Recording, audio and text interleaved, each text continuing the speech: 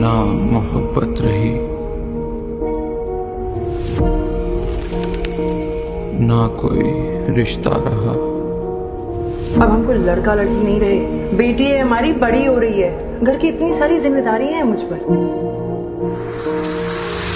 पहाड़ में जाओ तुम और तुम्हारी मसरूफियत।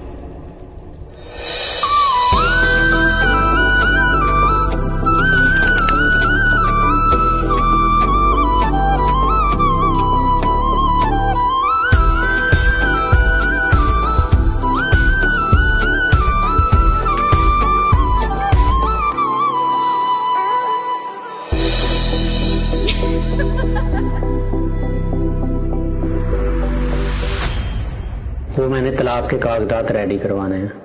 पूरी हुई ना मेरी दुआएं, रो रो के दी हैं मैंने सदाएं।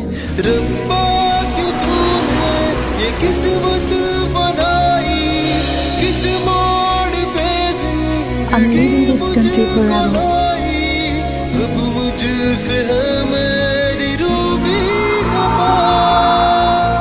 मुझे लगता है अब हमें अलग हो जाना चाहिए, इसलिए कि तुम मर्द नहीं हो। आसमा इज प्रेग्नेंट। फिर से तन्हा, फिर से तन्हा, फिर से तन्हा हो गया। फिर से तन्हा, फिर से तन्हा, फिर से तन्हा हो गया। Sorry, Kanya. I was not mentally prepared that.